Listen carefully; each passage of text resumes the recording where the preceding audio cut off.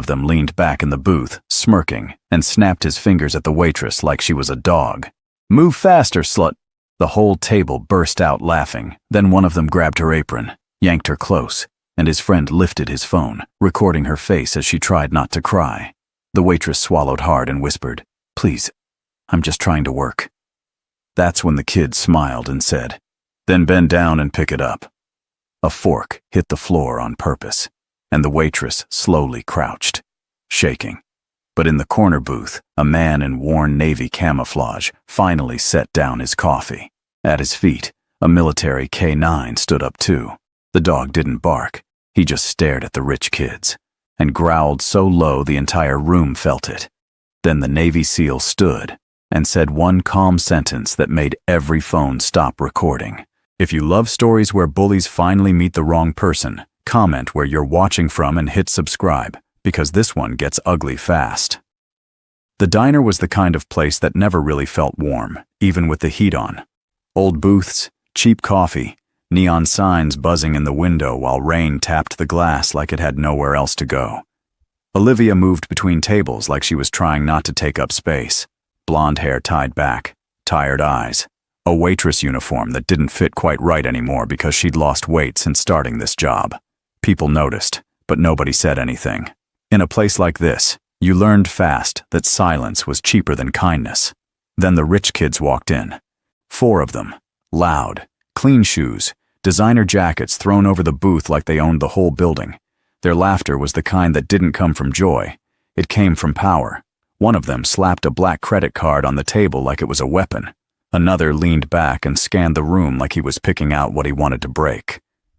Olivia's manager gave them the best booth without hesitation, the biggest one, the one everyone else avoided. And Olivia already knew, the second she saw their faces, that her night had just turned into something she wouldn't forget. She approached with her notepad and her practiced smile. "Hi, welcome in. What can I get you guys tonight?" One of them didn't even look at her. He snapped his fingers twice, sharp and impatient, like she was a dog he'd trained badly. "Water, now." Another one laughed and said, "And hurry up, Eslatat." The word hit the air like a slap. Olivia froze for half a second, then forced herself to move. She had bills, rent, a life that didn't care about her pride. The booth erupted in laughter as if they'd just told the funniest joke in the world. A couple at the next table stared down at their plates like their food suddenly became very interesting. Olivia brought the water back fast, too fast. Her hand shook slightly as she set the glasses down. One of the kids leaned forward and looked at her name tag. "Olivia," he said slowly, tasting it. "That's cute. You look like you should be working somewhere nicer." He reached out and pinched the edge of her apron. Not hard. Not enough to count as anything, but enough to make her skin crawl. "Maybe you'd make better tips if you smiled more," he said. His friend lifted his phone and aimed it at her face. The camera light blinked on. Olivia's stomach tightened. She knew what that meant. A video, a clip, something to laugh at later. She stepped back, trying to keep her voice steady. "Please don't record me." The kid smiled wider. "Why? You embarrassed?" he asked, loud enough for the whole diner. "Come on, guys. Look, she's blushing." That's when one of them accidentally knocked his drink over. The soda spilled straight across the table and poured down into Olivia's lap. Cold, sticky, humiliating. The kid threw his hands up like he was innocent. "Oops," he said, grinning. "My bad." Then he leaned down and pointed at the mess. "Clean it up, on your knees, like a good girl." The booth exploded again. Phones lifted higher. Olivia stood there soaked, breathing through her nose, trying not to let her face crack. And that's when she felt it. Not the laughter, the eyes. From the corner booth near the wall, someone was watching. Not the way customers watched a waitress. Not hungry, not amused, just alert. A man sat alone with a plain black coffee and the cheapest meal on the menu. Navy camouflage pants, worn boots, a jacket that looked like it had been through hell and refused to die. He wasn't staring at Olivia. He was staring at them. At his feet lay a German shepherd, big, disciplined, and perfectly still, like a statue carved out of muscle.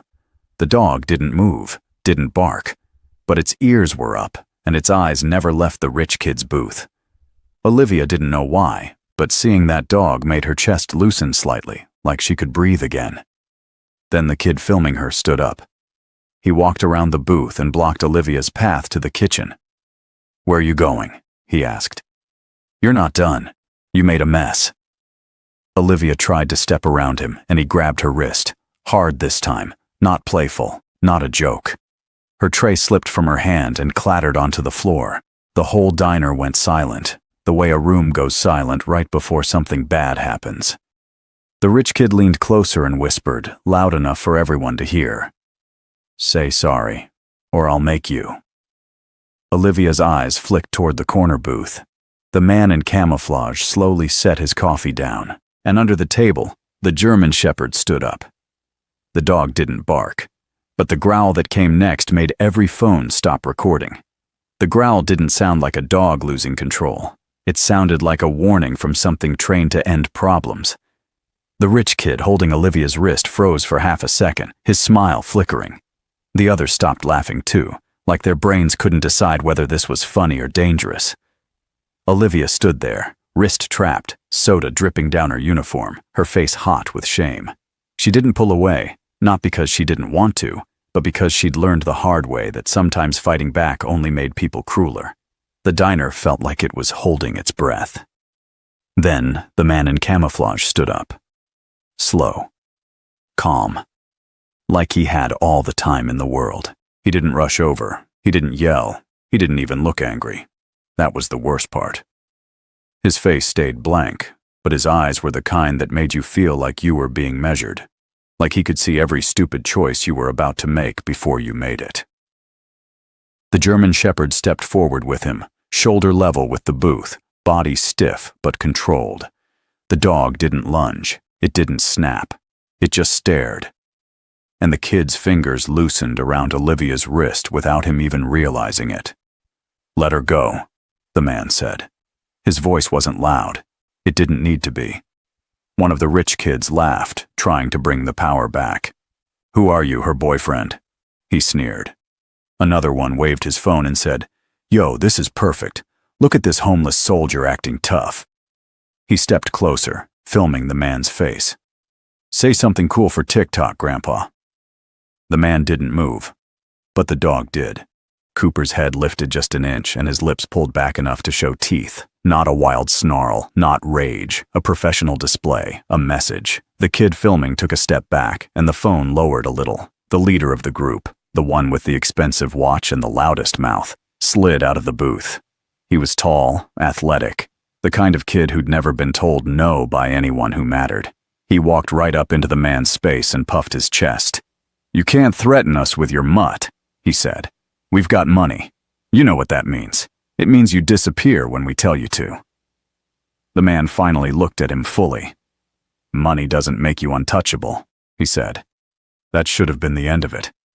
But spoiled people don't walk away when they feel embarrassed. They double down.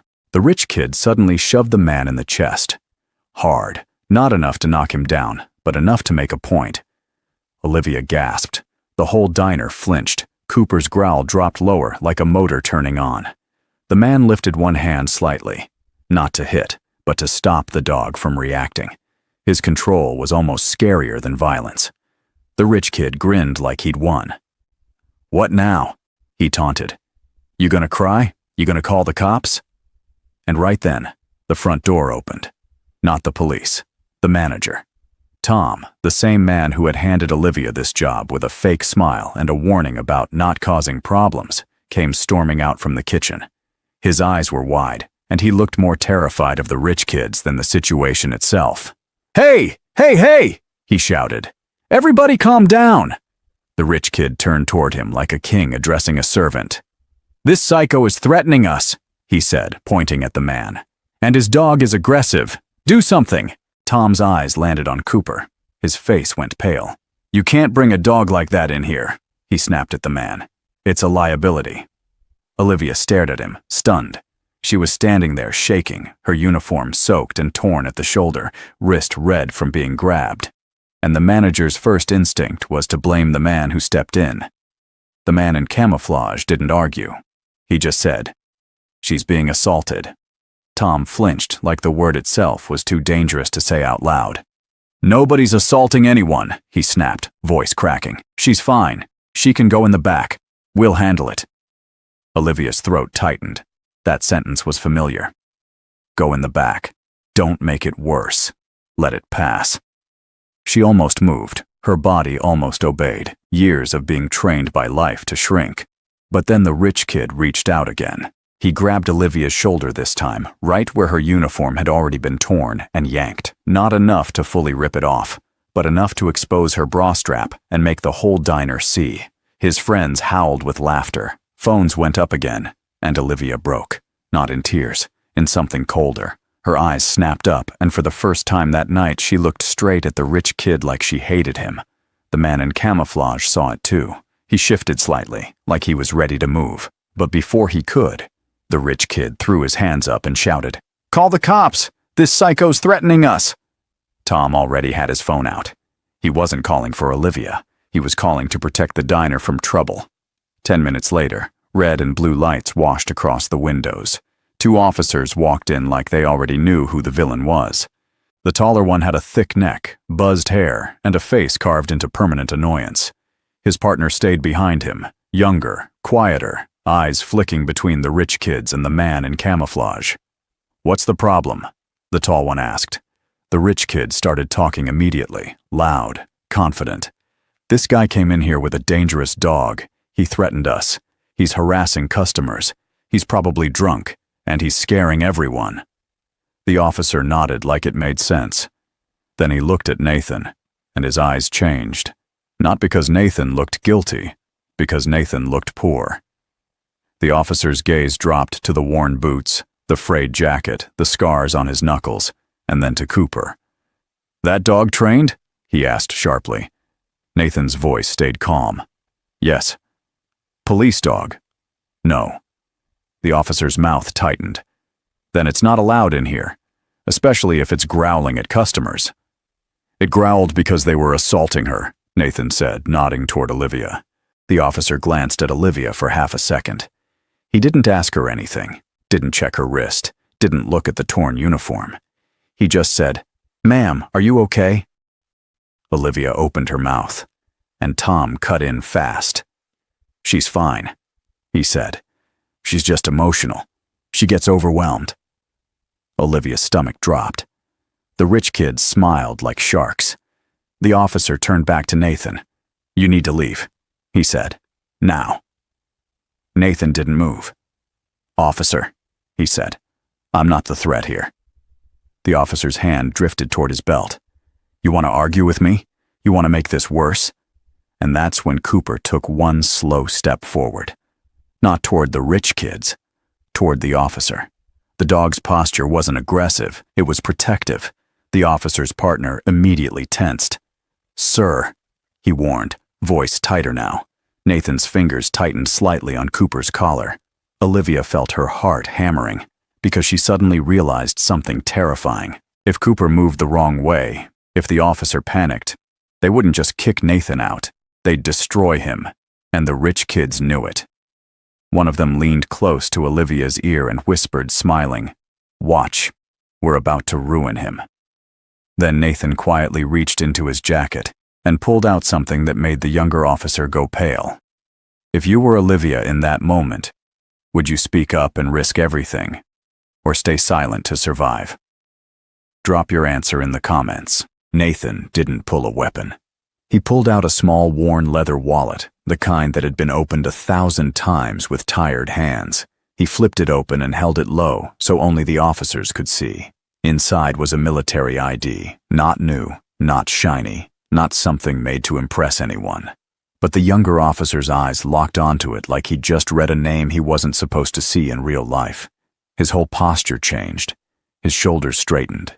His mouth opened slightly, then closed again.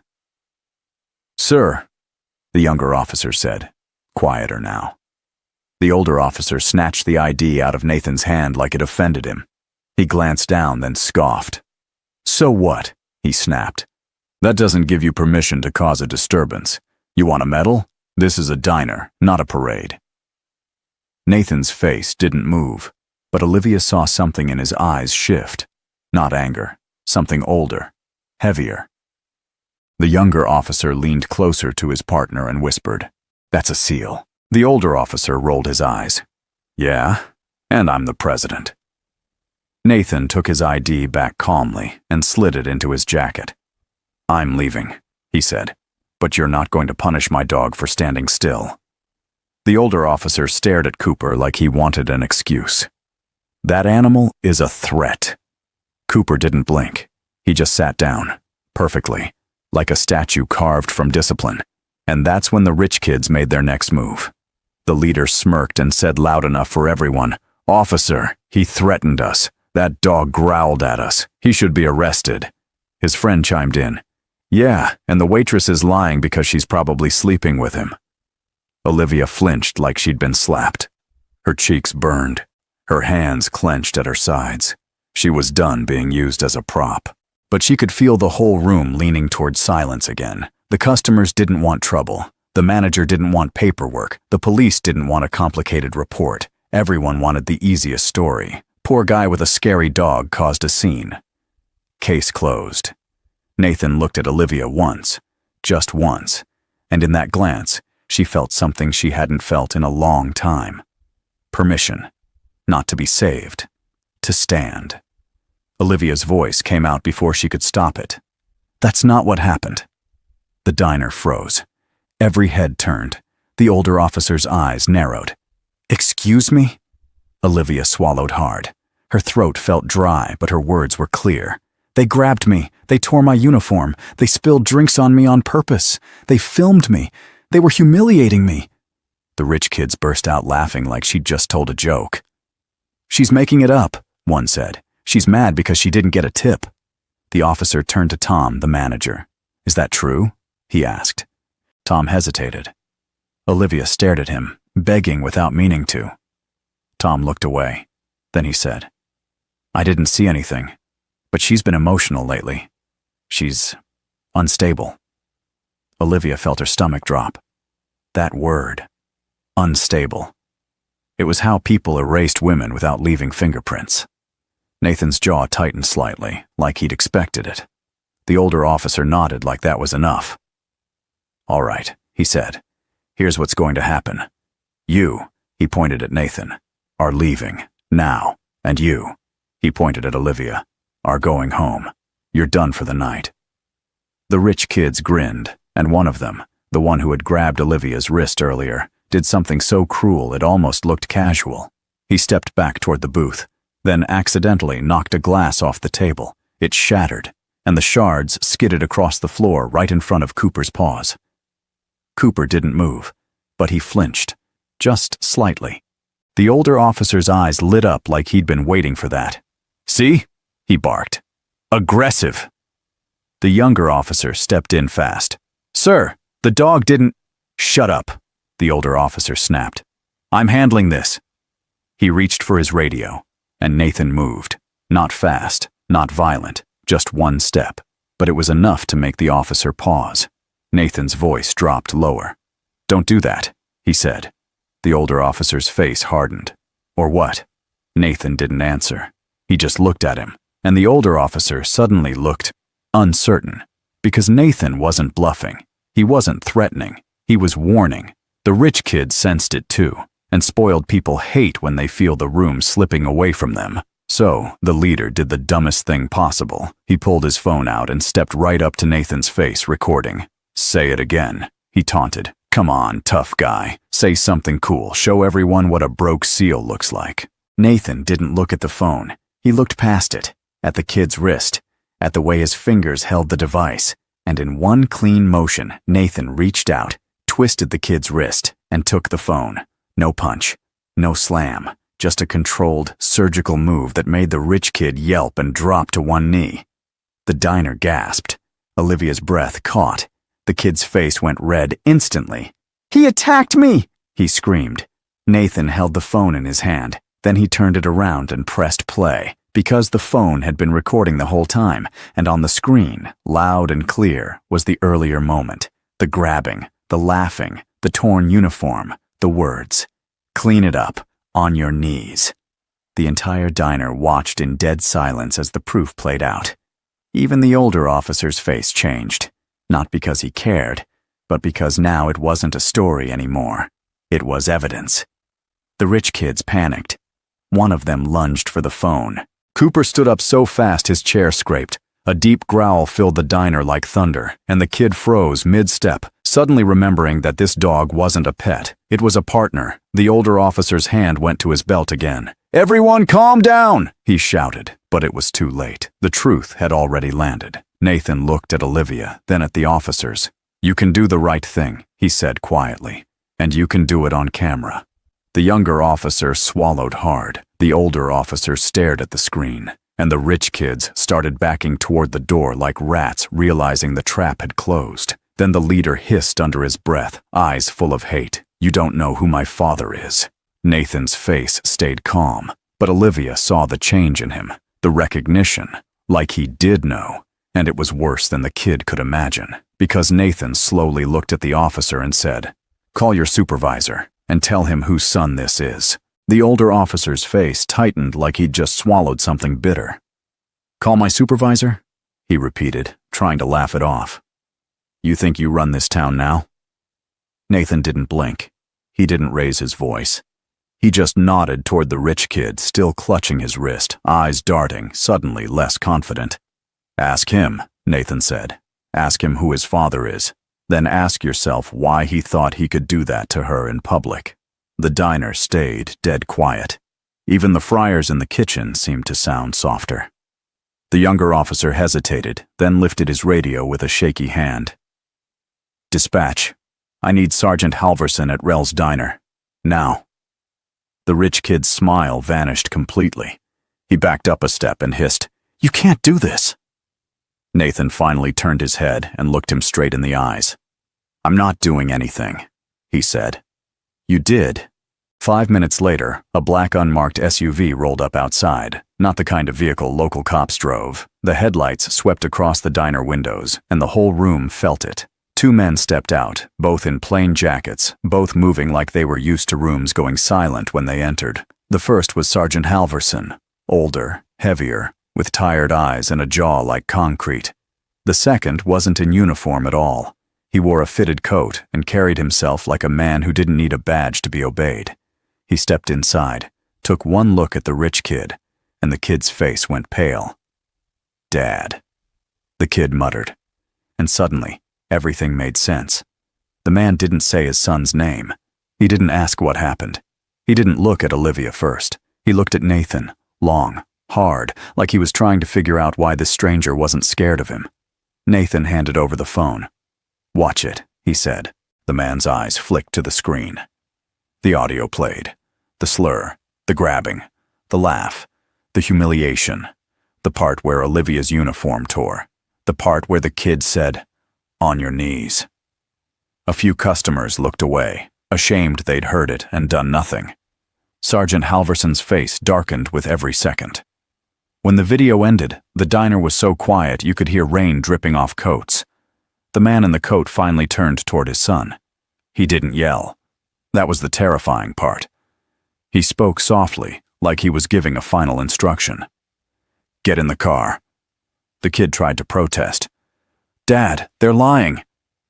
The man cut him off with a single look. "Now." The kid swallowed and obeyed, shoulders slumped. His friends followed behind him, suddenly quiet, suddenly small, suddenly realizing money didn't mean much when a bigger kind of power was in the room. But the man didn't leave. He stayed. And then he did something Olivia didn't expect. He walked toward her. Olivia stood frozen behind the counter, hands shaking, her torn uniform pinned awkwardly together with a safety pin someone had found. Her face was red with humiliation, but her eyes were hard now. Not broken, not begging, just done. The man stopped a few feet away and looked at her like he was seeing her for the first time. "I'm sorry," he said. Olivia didn't answer. Not because she didn't hear him, because she didn't trust apologies from men like him. Then Sergeant Halverson stepped forward, clearing his throat. "Miss, we're going to take statements. That video is enough to press charges. Harassment, assault, disorderly conduct." He looked at Nathan next. "And you. You're not in trouble. Your dog isn't either." The older officer, the one who had tried to blame Nathan, shifted uncomfortably. His cheeks were red. He didn't say sorry. He didn't even look at Olivia. He just stared at the floor like the floor might forgive him. Nathan didn't celebrate. He didn't smirk. He just looked down at Cooper, who had sat back down the second the threat ended, breathing steady, eyes still watchful. Nathan's hand rested on the dog's head, and Olivia saw his fingers tremble slightly. Not fear, exhaustion. Like a man who had carried too many battles and never asked for credit. Sergeant Halverson glanced at Nathan again. "You're Navy," he said quietly. "Right." Nathan hesitated, then nodded once. The sergeant's voice softened. "SEAL." Nathan's jaw tightened. "Was." That single word hit Olivia harder than anything else that night. Was. Like something had been taken from him, or like he'd walked away from it and never fully came back. The man in the coat, the rich kid's father, watched Nathan for a moment longer. Then he spoke again, not to Olivia this time, but to Nathan. "You didn't have to get involved," he said. Nathan's eyes stayed calm. "Yeah," he replied. "I did." The father's expression flickered, and for the first time, Olivia saw something like respect. Not friendly, not warm, but real, the kind you can't buy. He nodded once, then turned and walked out. The rich kids were gone. The police were still there, but the air had changed. And then something happened that Olivia never forgot. A woman from the corner booth, someone who had stayed silent all night, stood up slowly. She walked over to Olivia, took a folded 20 from her purse, and placed it gently on the counter. "I'm sorry," she whispered. Then another man stood up. Then another. People began leaving tips, not because they owed her money, but because they owed her something else. Acknowledgement, a witness, a small apology for being part of the silence. Olivia's throat tightened. She tried to speak, but her voice wouldn't come. Nathan didn't stay for the applause. He never wanted it. He clipped Cooper's leash on gently and walked toward the door. Olivia stepped out from behind the counter without thinking. "Wait!" she called. Nathan stopped. She walked up to him, her hands shaking, and she didn't know what to say. Thank you felt too small. Sorry felt too late. She looked down at Cooper instead and crouched, letting the dog sniff her fingers. Cooper's tail thumped once. Olivia's eyes filled. "He saved me too," she whispered. Nathan's voice came out rougher than before. "He doesn't like bullies," he said. Olivia let out a small, broken laugh through tears. "Neither do I," she said. Nathan nodded. Then he reached into his jacket pocket and pulled out a folded business card. It wasn't fancy, just a name and a number written in black ink. "If you ever need help," he said, "you call." Olivia took it like it was something sacred. Nathan turned to leave, but before he stepped out into the rain, he paused and looked back at the diner, at the people, at Olivia, at the place that had almost swallowed another woman whole. Then he said one last thing, so quiet it was almost just for her. "Don't let them teach you to stay quiet." And then he walked out with Cooper beside him, limping slightly but proud, into the wet night like they'd done 1,000 times before. The diner didn't feel the same after that. The town didn't either. Because once people see courage up close, real courage, the kind that stands up even when it costs you, it becomes harder to pretend you didn't see. And Olivia? She didn't go back to being invisible. Not ever again.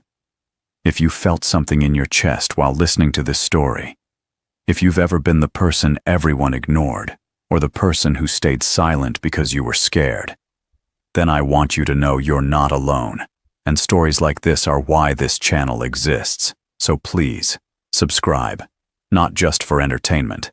Subscribe because somewhere out there, someone needs to hear that standing up is still possible.